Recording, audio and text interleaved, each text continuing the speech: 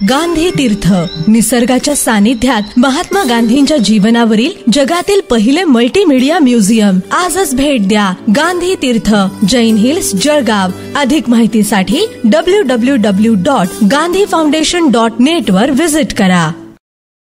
काय सांगणार दादा, तुम्ही आज कशा संदर्भात महानगरपालिकेत आयुक्तांना निवेदन देण्यासाठी आलेले आहात? आज विषय असा आहे, रामेश्वर कॉलनी परिसरात जे MIDCतून केमिकलयुक्त पाणी जे प्रवाह चालू असतो नेहमी, आणि त्या पाण्यामुळे अनेकांना जळजळ, मळमळ. तर या संदर्भात आम्ही प्रांत साहेबांकडे एक तक्रार नोंदवली होती 133 कलमानुसार. त्या 133 कलमानुसार प्रांत साहेबांनी आमचं सर्व म्हणणं मांडून घेतलं, आणि त्याच्यामध्ये निर्णय असा दिला आहे प्रांत साहेबांनी की 152 नुसार किंवा ते पाणी तात्काळ रहिवासी एरियातून बंद व्हावं, आणि महापालिकेला आणि प्रदूषण नियंत्रण मंडळाला याच्यावर त्वरित कारवाई करावी. या निवेदनासंदर्भात आम्ही आज देण्यासाठी आलो आहे आयुक्त साहेबांना, आणि आम्ही आज 8 दिवसाची त्यांना मुदत देणार आहोत की याच्यावर कारवाई करावी.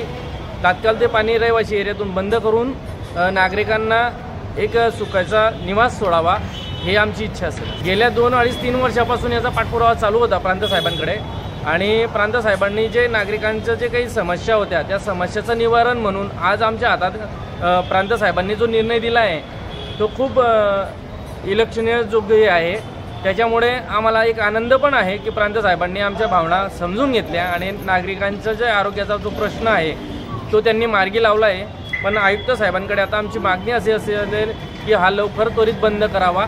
या मागणीसाठी आम्ही आज निवेदन देण्यासाठी आलो आहोत. त्याच्या पायाला सुद्धा भेगा, रक्त आणि खाज चालू झाली.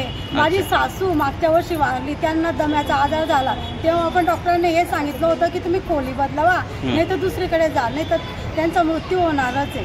त्याच वासाने त्यांचं पण झालं. तरी आम्हाला अजून पण न्याय नाही भेटला. कागदपत्री तर न्याय भेटला आहे, पण जेव्हा नाला बंद होणार आहे तेव्हाच आम्हाला खरा न्याय भेटणार आहे.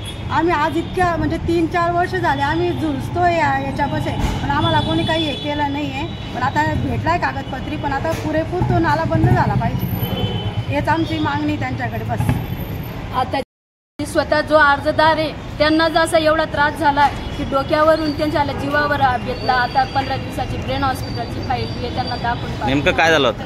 त्यांना 8 दिवसापासून ते नाल्यामध्ये संडास ब्लॉक झाले होते ना, 8 दिवसापासून नाल्यामध्ये उतरत होते. बोरिंग बंद आहे आमच्या आली महिना 2 वर्ष झाली बोरिंग बंद आहे. त्याच्यामुळे त्यांच्या आले. आता 15 दिवसापूर्वी दवाखाना आम्ही 1 लाख रुपये लावला. आता 15 दिवसापासून त्यांच्या आली जीवावर भेटली.